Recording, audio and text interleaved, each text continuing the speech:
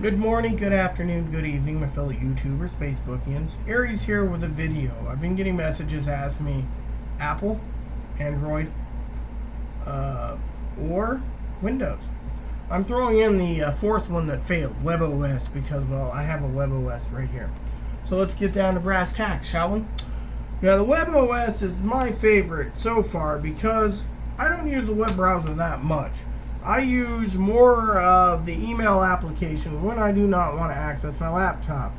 I also want to tell you I like the message program because the message program does Google Talk, Yahoo, Messenger, and Skype all built into the WebOS. I got my pictures, and then one of my favorite programs I have is the Bible and Quick Office. I have Facebook, but the Facebook app on here kind of stinks. Yeah. All my newspaper apps that I could get for the WebOS, I use that for reading the paper over my morning coffee, so I don't have to pay for a newspaper. Yeah. I have other applications, but most of the other applications are just little applications to play around with. My utilized ones. Quick Office, great on this. I've done some research. Quick Office will be great for Android and the iPad. Now, iPad and Android, I will get down to brass tacks first. First of all, Android and iPad are basically the same apps. The Android can run Flash. The other one does not. They use HTML. Now, I will break down the utilization of what I use this for. I use my notes periodically. I use YouTube a lot. I make YouTube vids. I go to the App Store for different things. Now, some of these applications I downloaded and bought some programs, and let me tell you, a lot of them are really good. But we'll go into Facebook, really great.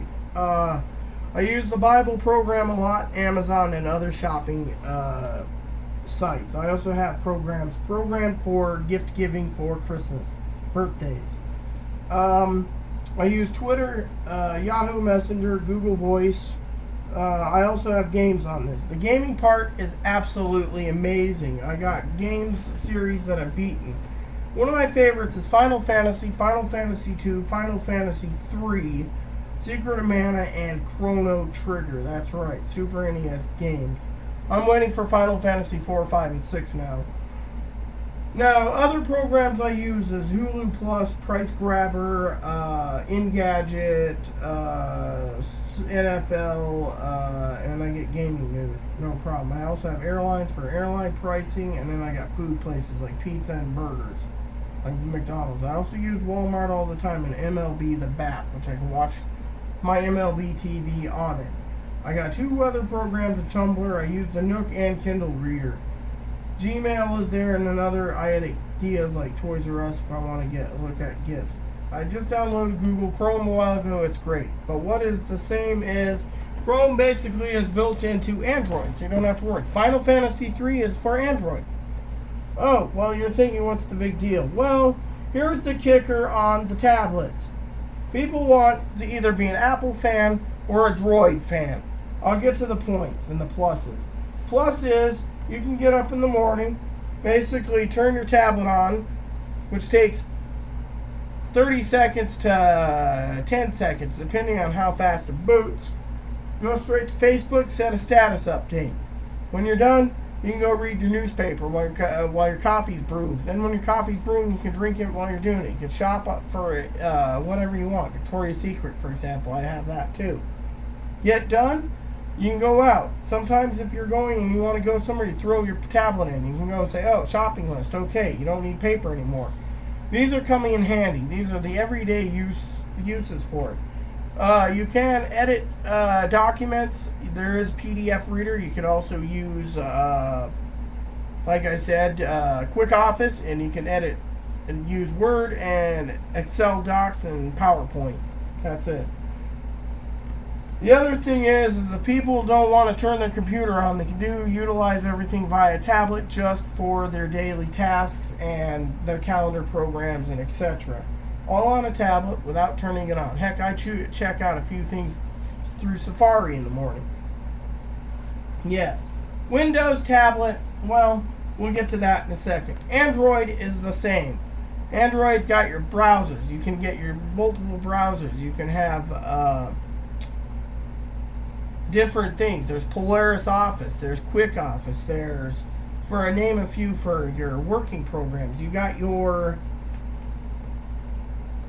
many different things. It's like playing a game of cards.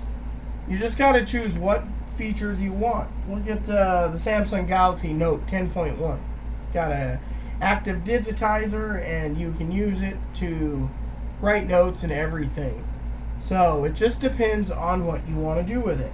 That's the other feature. Most people just want to go online, not fire up their laptop or desktop, get their email, do a little web browsing, look up a recipe, and call it quits. Others want to utilize their tablet for checking out charts and stuff, downloading this or that, and putting it into the right folder, and then taking their program with to go on the train or bus while they're working, like a Word doc or Excel sheet, you know.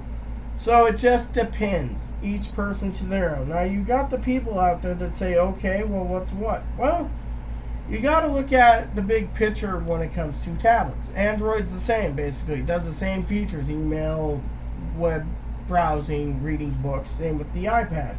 But you can get the Barnes & Noble or the Kindle reader for Windows. Yes, now we're getting into Windows. Windows is a different ball game. You got Windows 7 and Windows 8. Let's just break down Windows 7. Windows 7 is your full desktop experience. You got your pen, if you get one with a pen, like HP Slate 1 or 2, or the Samsung Slate 7. You got your different choices of hard drives. You got your different choices of things. Some require no pins, so you might have to use a mouse, like the MSI or the Gigabyte. But you get full Office credentials. You got MS Office, you got Outlook, you got Word, Excel, PowerPoint, OneNote. All those built in to a nice, yummy, tasty package, basically. No offense. And you got the full web thing. Some say, oh, well, the hard drive space isn't that. That's why they are now inventing SD slots or micro SDs for all three, pretty much, so you got more space. That's right. Now, Windows is a different game because it holds all your top games and your top stuff. It also depends on your graphics processing.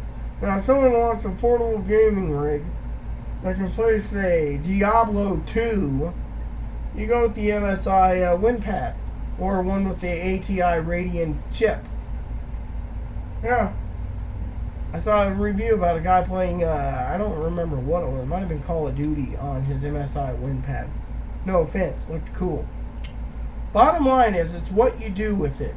The iPad, the Android, the WebOS, they're basically there for the consumer to use, pretty much just for everyday use. Throw in your bag and go.